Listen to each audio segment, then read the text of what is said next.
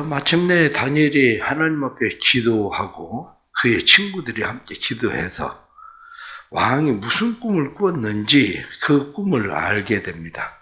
그 꿈을 알게 된 다니엘이 아리옥에게 내가 그 꿈을 해몽할 수 있습니다. 그리고 이야기해서 아리옥이 다니엘을 데리고 왕 앞에 나아갑니다. 왕 앞에 나아갔더니 왕이 그에게 물어봅니다. 내가 꾼 꿈을 알 수 있겠냐? 그리고 그 꿈을 해석할 수 있겠냐? 이렇게 물었더니 다니엘이 대답하기를 은밀한 것을 나타내시는 분은 하늘에 계신 하나님이십니다. 그 꿈을 꾸게 하신 분도 하나님이시니 하나님이 그 꿈을 제게 알려주셔서 제가 그 꿈을 알게 하고 그리고 그 해석도 알려주겠습니다. 그리고 다니엘이 이야기를 합니다. 그러면서 왕이 큰 신상 하나를 보았는데 머리는 금으로 된 그러한 신상이었고 그리고 가슴과 두 팔은 울른으로 되어 있고 그리고 그 허벅 그 배와 그리고 넓적다리는 철로 되어 있고 그 밑에 나타나는 것은 바로 돌철과 흙이 함께 섞여 있는 겁니다. 그런데 큰 돌이 하나 나타나서 그 신상을 부서뜨렸습니다. 그러면서 그가 그 해석을 왕에게 이야기하기를 금으로 된 것은 바로 바벨론이라는 나라 왕입니다. 왕을 하나님께서 그렇게 금과 같이 그래서 성경에 나타나는 말씀 보면 하나님께서 모든 권세, 능력, 영광을 왕에게 하나님께서 주셨습니다. 그렇게 이야기합니다. 왕 다음에는 왕보다 조금 못한 나라가 등장을 하게 될 겁니다. 그러면서 왕보다 조금 못한 나라를 페르시아라고 이야기하죠.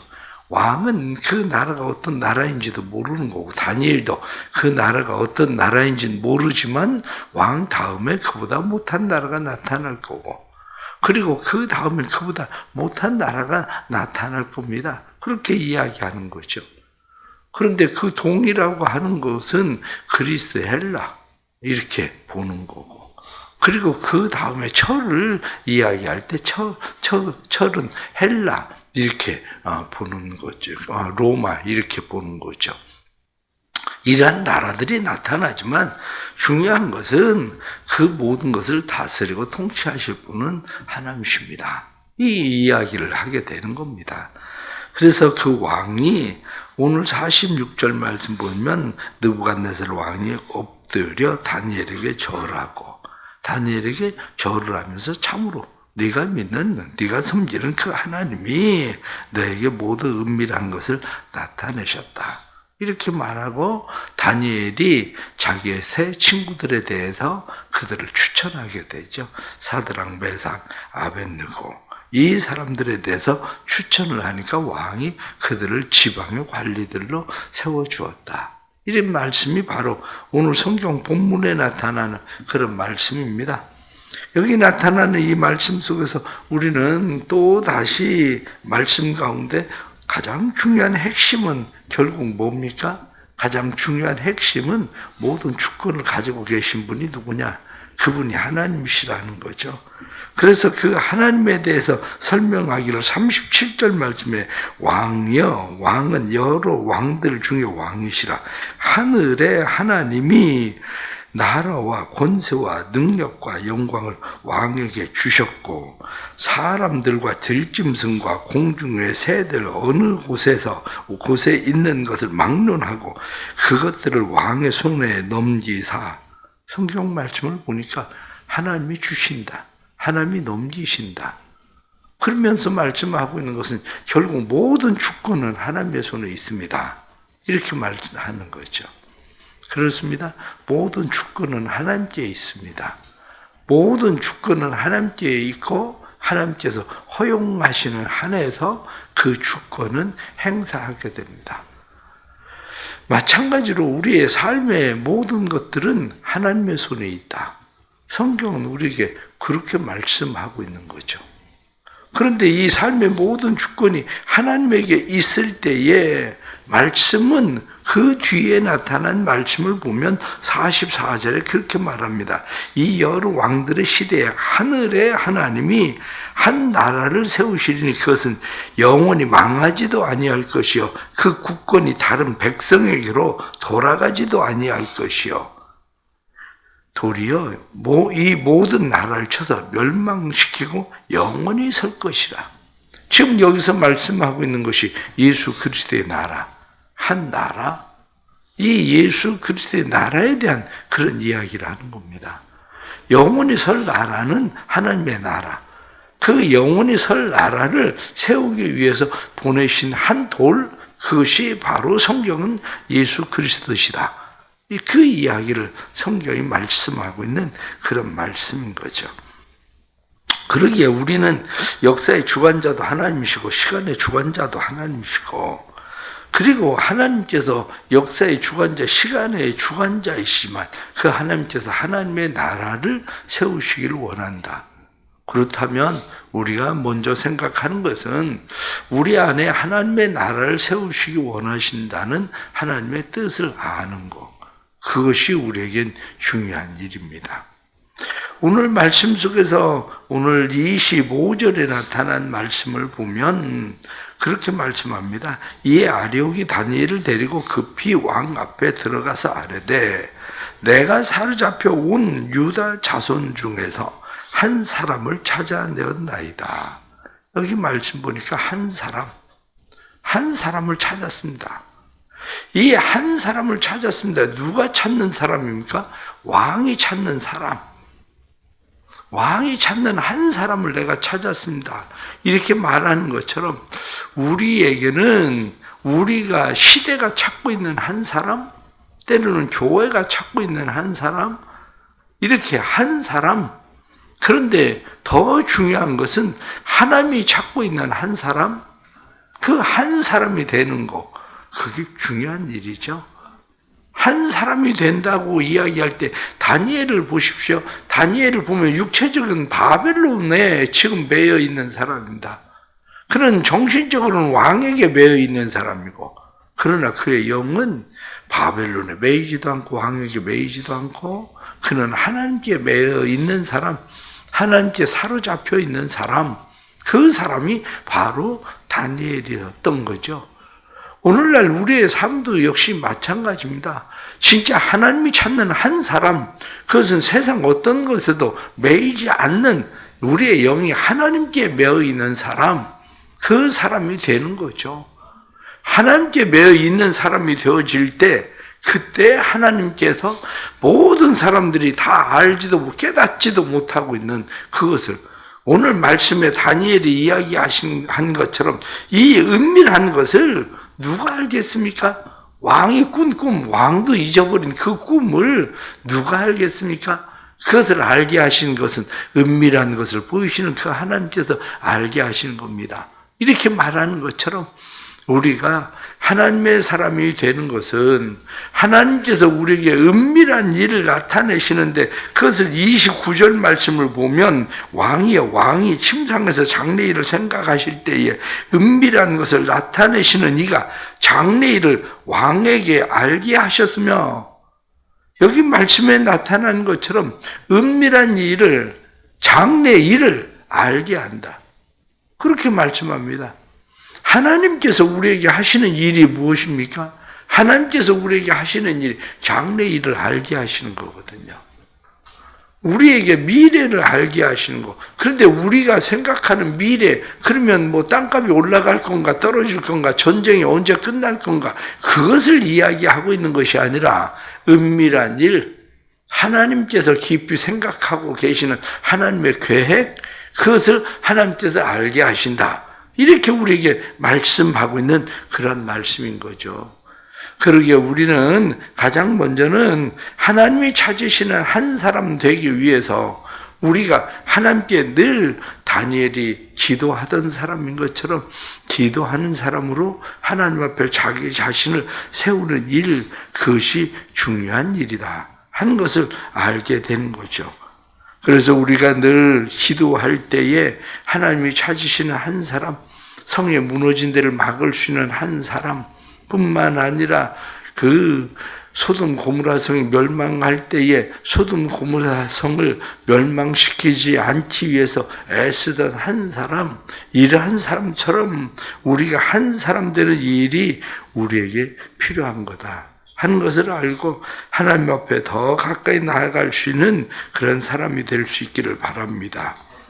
오늘 특별히 말씀을 보면 44절에 나타난 말씀은 그렇게 되어 있습니다.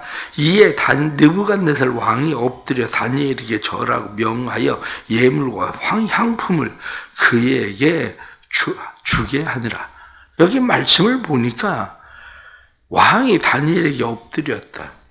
왕은 하나님이 보이지 않잖아요. 하나님이 보이지 않으니까 왕에게 엎드린 것은 왕이 다니엘 안에 거하시는 그 하나님께 엎드린 거예요. 이게 지금 다른 말로 이야기하면 그 뒤에 나타난 말씀을 보면 너희 하나님은 참으로 모든 신들의 신이시오 이렇게 이야기하는 것처럼 하나님을 드러내는 거죠. 하나님을 드러냄. 다니엘을 하나님께서 왜 세우십니까? 다니엘을 하나님께서 세우시는 것은 바로 하나님 자신을 드러내기 위해서 다니엘을 세우신 거죠. 하나님께서 우리를 세상 가운데서 사람들 속에 우리를 왜 세우실까? 이렇게 이야기하면 하나님이 우리를 세우시는 이유는 하나님을 드러내기 위해서 하나님이 우리를 세우시는 겁니다. 때로는 누군가에게 실력을 주시고 때로는 누군가에게 재물을 주시고 때로는 누군가에게 명예를 주시고 하나님께서 무엇을 주셔서 그들을 세우시는 이유가 뭐냐? 그들을 세우시는 이유는 다름 아니라 하나님을 드러내게 하기 위해서 세우시는 겁니다. 그러기에 우리는 살아가면서 나 자신의 어떤 것도 나를 드러내기 위해서가 아니라 하나님을 드러내게 하기 위해서 하나님이 세우시는 것이다 라고 하는 것을 우리가 잘 알아야 되는 거죠. 교만이라는 것이 뭡니까? 교만이라는 것은 하나님을 드러내야 될 때 하나님을 드러내지 않고 자기 자신을 드러내는 것, 그걸 보고 바로 교만이라고 말하는 겁니다. 하나님께서 싫어하시는 것 중에 하나가 뭡니까? 그게 바로 교만이라는 거예요. 하나님을 드러내야 될 때 하나님이 드러나지 않고 자기 자신이 드러나는 거. 그래서 교만은 멸망의 선봉이다. 성경은 그렇게 말씀하는 거고요. 우리가 그 이야기는 결국 우리의 삶 속에 하나님이 지속적으로 의식되는 삶이 아니고는 하나님을 드러내는 일이 쉽지 않은 거예요. 삶 속에 하나님이 지속적으로 우리 안에 개입되어지고 간섭되어지시고 내 인생에 시대적으로 하나님께서 나를 통해서 하나님이 드러내게 하기를 원한다 하는 것을 깨달을 때 우리는 하나님이 주신 지혜나 명예나 권력이나 세상의 모든 것들이 다 하나님을 드러내는 일에 사용되는 일이 된다.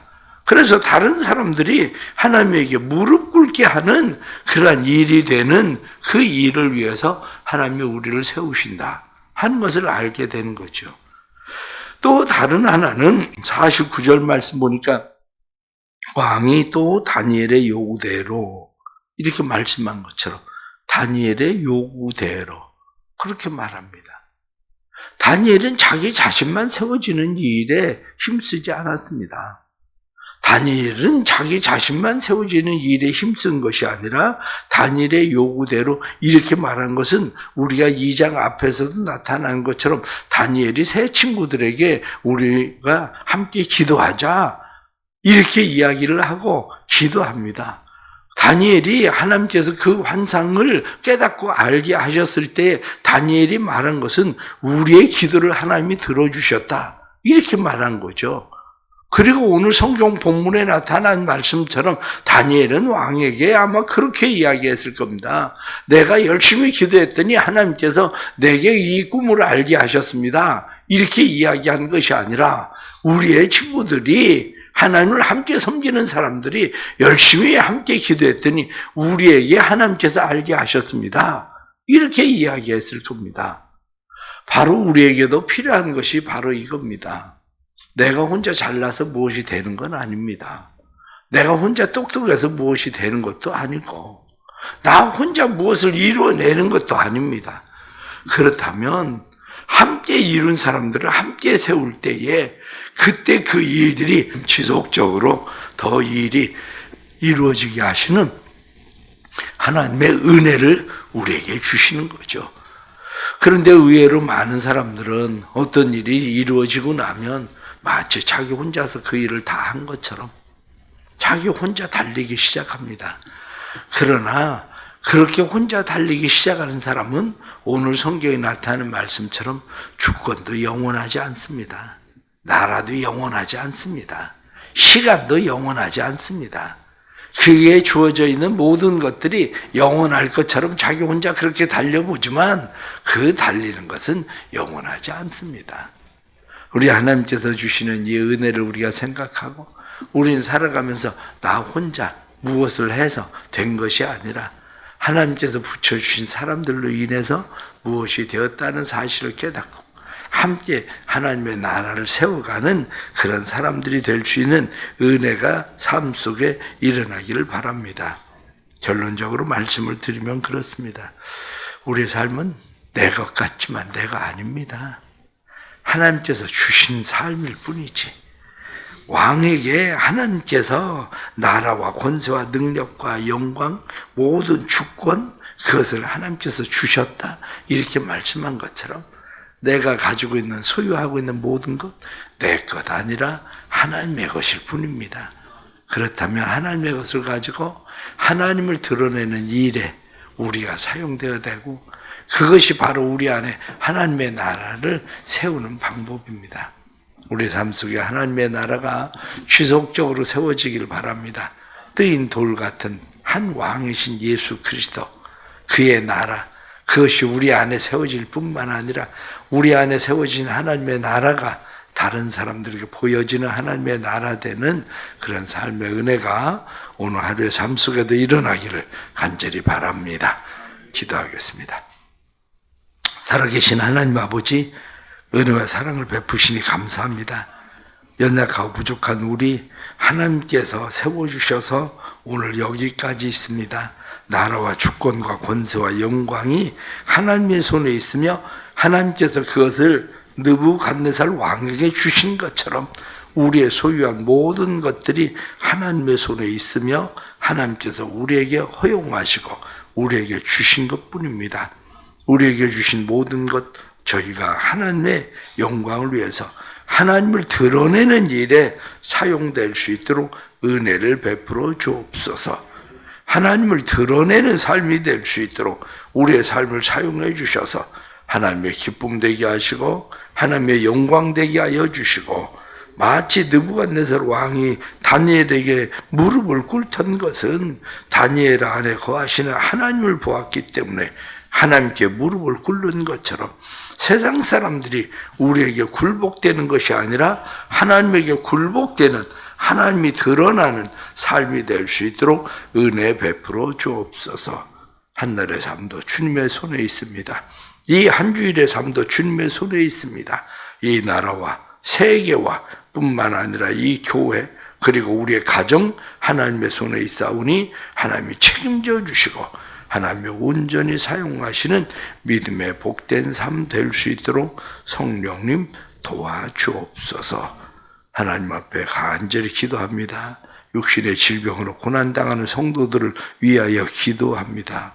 박수정 성도 그리고 또한 김치권 장로님 은혜 베풀어 주시고, 특별히 김치권 장로님 오늘부터 또 항암 치료를 시작하려고 하는데 모든 검사들 잘 진행되게 해주시고 잘 시작할 수 있게 해주시고, 주님께서 은혜를 베풀어 주셔서 원수를 발로 밟게 하시고 그들이 재와 같으리라 하신 것처럼 무력해지게 해 주옵소서. 암세포가 무력해지게 해주시고 재와 같게 해주시고, 그래서 그것을 발로 밟게 하시는 하나님의 은혜, 치유의 역사, 기도의 응답이 나타나도록 도와주옵소서. 성령님 함께 하시고 힘 주시고 능력 주시고 넉넉히 견딜 수 있는 힘과 은혜와 능력으로 충만하게 채워주옵소서. 예수님의 이름 받들어 간절히 기도드리옵나이다. 아멘.